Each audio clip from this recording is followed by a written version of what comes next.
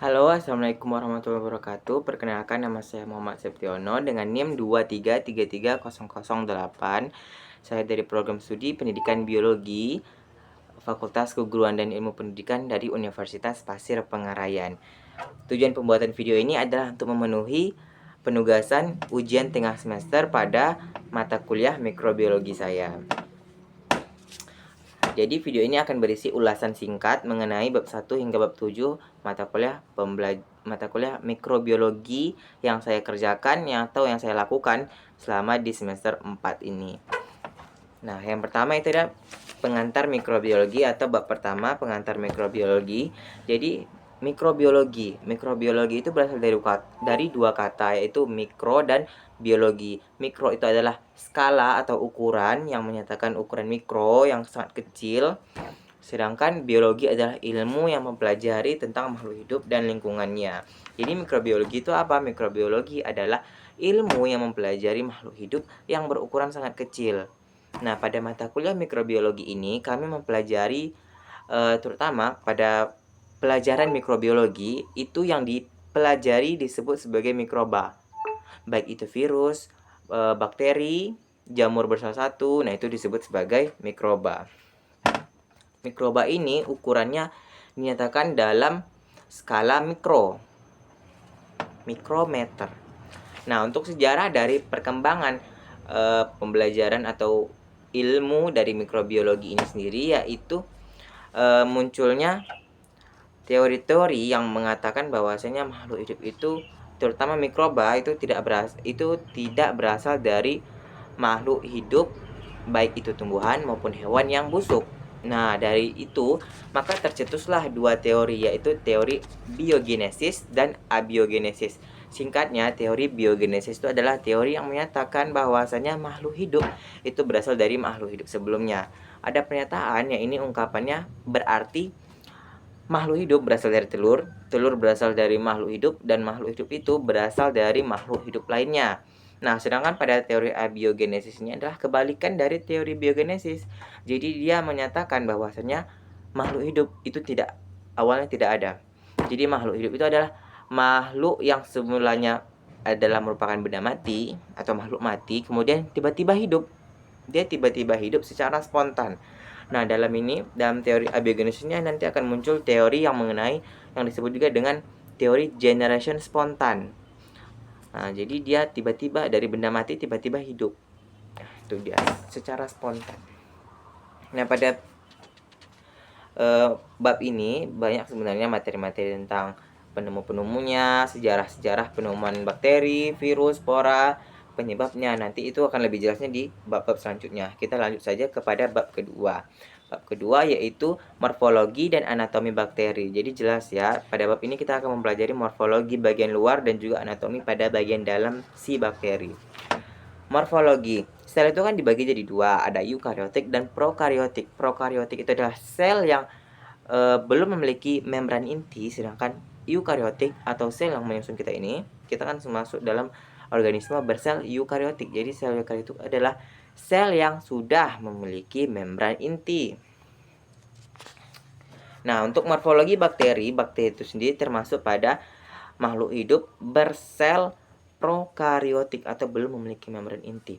Jadi, untuk morfologinya pertama ada bentuk.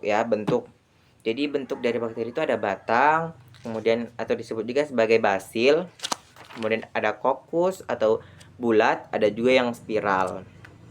Itu untuk batang. Kemudian untuk anatomi, itu organel-organelnya masih tersebar bebas di sitoplasma. Jadi dia belum memiliki membran inti. Membran untuk organel-organelnya itu belum memiliki. Jadi tersebar secara rata di seluruh sitoplasma. Nah, adapun organel-organelnya itu yang pertama kita lapis dulu ya. Kita lapisan-lapisan yang menyusun dari sel bakteri itu ada dinding sel, kemudian membran sel, kemudian mesosom, ada lisosom, ada ribosom, ada sitoplasma tentunya, ada materi genetik itu DNA maupun RNA, dan juga organel-organel lainnya. Untuk reproduksi dari bakteri itu adalah dengan membelah diri secara biner. Jadi dia satu menjadi dua, dua menjadi tiga, dua menjadi empat, empat menjadi 8 menjadi 16 dan seterusnya. Jadi dia membelah diri. Materi genetiknya dibagi rata. Oke, itu tadi mengenai bab 2. Kita lanjut pada bab 3 yaitu virus. Virus itu berasal dari bahasa Latin, ya ini berarti venom atau racun. Kenapa disebut dengan racun? Bukan berarti tanpa alasan ya dia disebut sebagai venom atau racun. Jadi alasannya kenapa dia disebut venom itu karena hampir semua virus itu menyebabkan penyakit. Nah, itulah sebabnya kenapa virus ini disebut awalnya sebagai venom. Nah, pada bab 3 ini atau virus itu sejarah penemuannya. Yang pertama ditemukannya virus TMV atau virus mosaik pada tanaman. Nah, dari situlah mulai sejarah-sejarah, kemudian lanjutnya penemuan-penemuan virus lainnya, bagaimana ukuran bentuknya, morfologinya, anatominya, perkembangbiakannya, itu kemudian lanjut situ. Oke, pada yang kedua ada ciri-ciri dari virus. Ukuran virus ini berkisar dari 25 hingga 300 mikrometer. Jadi yang terkecil 25, yang paling besar itu 300 mikrometer. Untuk bentuknya sendiri dia ada yang sederhana dan juga ada yang kompleks. Yang sederhana itu adalah di mana virus itu selnya hanya terselubungi oleh membran. Sedangkan yang kompleks itu dia punya bagian-bagian seperti kepala, leher, serabut ekor, dan ekor. Nah, itu disebut sebagai virus kompleks. Sedangkan untuk yang sederhana itu juga disebut sebagai virus telanjang. Adapun bentuk-bentuknya itu ada yang berbentuk bulat, ada yang batang, dan juga ada yang berbentuk seperti T. Nah, itu dia. Kemudian untuk klasifikasinya bakteri itu dia ada banyak. Ada bakteri yang menyerang ada virus yang menyerang bakteri, ada virus yang menyerang bakteri, ada virus yang menyerang tumbuhan, ada hewan dia diserangnya, ada manusia, itu tentu ya. Nah, jadi dia macam-macam virus tuh. Untuk perkembangbiakan virus, dia berbeda dengan bakteri. Jadi virus ini dia tidak membelah diri, tapi melainkan memasukkan materi genetiknya ke dalam sel inangnya, yang kemudian nanti sel inangnya akan memproduksi sel anakannya, dan setelah nanti pada fase terakhir, sel inangnya ini akan pecah dan mengeluarkan sel anakan virus yang telah dimasukkan tadi materi genetiknya. Itu dia untuk perkembangbiakannya. Untuk lebih jelasnya, saya hanya menjelaskan yang sepahaman saya saja. Nah, untuk contoh-contoh penyakit yang disebabkan oleh virus, yang pertama itu ada AIDS, itu virus juga. Kemudian influenza, flu burung, kemudian TMV atau mosaik tadi.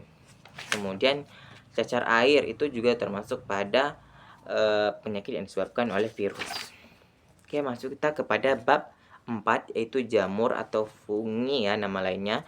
Nah, pada bab ini intinya ada 3 jenis jamur kategori. Yang pertama ada mushroom, yang kedua ada mold, yang ketiga ada hamir atau yeast. Nah, yang pertama kita bahas itu adalah mushroom. Mushroom ini bentuknya seperti jamur pada umumnya, jamur sawit, itu jelas ya bentuknya jamur. Ukurannya rata-rata besar. Kalau bisa dibilang sebagai mushroom itu ukurannya berarti ukuran jamurnya besar, bisa dilihat. Sedangkan untuk jamur yang disebut sebagai mold itu adalah jamur-jamur yang dari pembusukan, seperti pembusukan lauk makanan, contohnya pembusukan ikan, pembusukan daging. Nah, itu jamurnya kan nanti ada muncul-muncul halus seperti benang. Nah, itu dia mold, kategori mold. Sedangkan untuk kategori yang ketiga itu hamir, itu dia jamur yang dikategorikan sebagai jamur yang nanti akan masuk pada proses pembusukan atau fermentasi juga bisa. Jadi ragi lah ya, ragi bahasa kitanya ragi. Itu bisa dia bikin alkohol ataupun nanti bikin tempe. Nah, itu juga menggunakan jamur. Untuk sel pada fungi itu terdiri dari beberapa organel. Yang pertama ada ribosom, ada nukleus, retikulum endoplasma, vakuola, badan lipid, dan organel-organel lainnya. Umumnya hampir sama seperti sel-sel yang ada pada hewan maupun tumbuhan. Namun dia dinding selnya itu terbuat dari kitin. Nah, jadi jamur ini tergolong pada sel eukariotik atau sel yang telah memiliki membran inti. Tuh. Untuk perkembangbiakan jamur itu ada yang seksual dan juga aseksual. Untuk yang seksual dia akan menggunakan spora. Untuk yang aseksual dia akan menggunakan hifanya. Itu singkatnya saja. Ada juga pada bab ini disebutkan atau dijelaskan tipe jenis-jenis jamur atau jenis-jenis fungi. Nanti ada Ascomycetes, ada macam-macam ya. Nah, kita lanjut pada bab 5 atau enzim mikroba. Enzim mikroba. Enzim itu apa? Enzim adalah biokatalisator organik. Jadi jelas ya, biokatalisator adalah zat yang mempercepat atau membantu cepatnya laju reaksi tapi tidak mempengaruhi hasil dari reaksi tersebut. Jadi dia hanya mempengaruhi laju reaksi tanpa mempengaruhi hasil dari reaksi tersebut.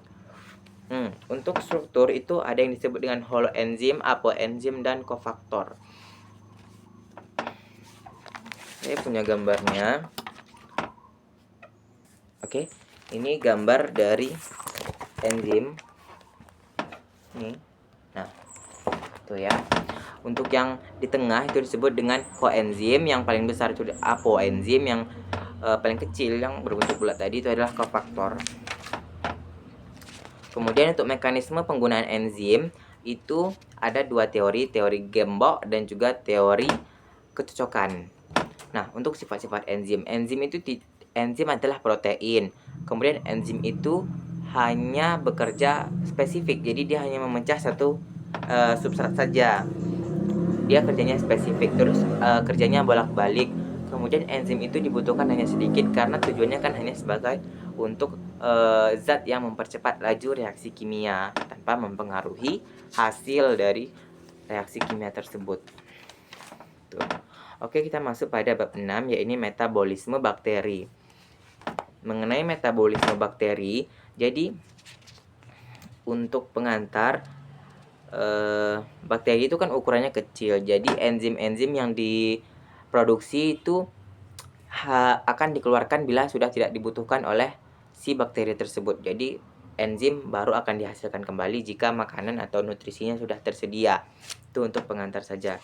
Nah, bagaimana bakteri mendapatkan energi? Ini sebenarnya pada bab ini cukup kompleks ya pembelajarannya. Jadi saya hanya menjelaskan secara singkat saja. Dia ada yang pertama, fosforilasi oksidatif, yang nanti hasilnya adalah ADP plus V plus ADP plus P sama dengan menjadi ATP. ATP itu kan energi kimia ya. Kemudian ada glikolisis yang nanti hasilnya piruvatnya 2, ATP-nya 4, dan NADH-nya 2. Ada juga siklus asam sitrat, ada transport elektron, dan juga macam-macam ya untuk metabolisme. Nah, apa kegunaannya terjadinya metabolisme ini? Ya tentunya untuk perkembangan, untuk perkembangbiakan dari mikroorganisme, terutama pada ini bakteri ya. Jadi untuk kehidupan bakteri itu sendiri, metabolisme. Oke, kita lanjut pada nutrisi mikroba. Ini bab terakhir, nutrisi mikroba. Nah, pada nutrisi mikroba sebagai pengantar, jadi mikroba itu ya tadi adalah mikroba, dia ukurannya kecil. Jadi untuk enzim-enzim itu dia hanya akan keluarkan atau produksi ketika makanan atau nutrisi telah tersedia, memang sudah tersedia untuknya, baru dia akan mengeluarkan. Kalau tidak ya dia tidak akan menghasilkan enzim. Gitu. Kemudian untuk nutrisi, kita lanjut langsung ke nutrisi mikroba. Setiap mikroba itu mempunyai fisiologinya sendiri. Jadi makanan atau nutrisi yang diperlukan mikroba itu spesifik. Ada mikroba A, dia membutuhkan nutrisi A. Ada mikroba B, dia membutuhkan nutrisi B. Jadi dia tidak bisa disamaratakan semua nutrisinya. Setiap bakteri itu punya fisiologis atau bentuknya sendiri. Jadi nutrisinya juga berbeda-beda. Nah, prinsip nutrisi mikroba ini ada yang osmotrof dan fagotrof. Kalau osmotrof dia mengambil nutrisi dalam bentuk cairan. Kemudian kalau fagotrof dia mengambil nutrisi melalui proses fagositosis nanti yang akan dicerna dalam vakuola makanan. Nah, fungsi dari nutrisi bagi mikroba itu apa? Yang pertama sebagai bahan makanan atau sebagai sumber energi ya, itu pasti. Jadi nutrisi itu sebagai salah satu faktor agar terjadinya kehidupan bagi mikroba. Sama seperti kita butuh makanan untuk hidup, tapi hidup tidak untuk makanan saja ya. Jadi itu fungsi nutrisi bagi mikroba. Nutrisi bagi mikroba itu ada banyak, contohnya air, ada cahaya. Cahaya ada cahaya buatan, ada cahaya matahari, kemudian ada karbohidrat, lemak, protein, asam amino, ada sumber mineral seperti mineral K, Ca, Mg, Na, Fe, Fe, maksudnya Mn, Al. Nah, itu macam-macam. Kemudian dipengaruhi juga oleh faktor tubuh. Faktor tumbuhnya, kemudian ada sebagai nutrisi dia sumber nitrogen. Kemudian dia juga membutuhkan oksigen, hidrogen, fosfor, sulfat. Nah, adapun yang lain-lain yang diperlukan itu adalah kalsium, kalium, natrium, klorin, kobalt, kemudian asam amino, purin, piridin, dan juga vitamin. Nah, bukan hanya kita yang butuh vitamin, tapi mikroba, terutama bakteri, itu juga tetap membutuhkan vitamin untuk kelangsungan hidupnya. Oke, itu tadi mengenai ulasan saya dari bab 1 hingga bab 7 mata kuliah mikrobiologi. Apabila ada salah kata, saya mohon maaf. Saya tutup. Assalamualaikum warahmatullahi wabarakatuh.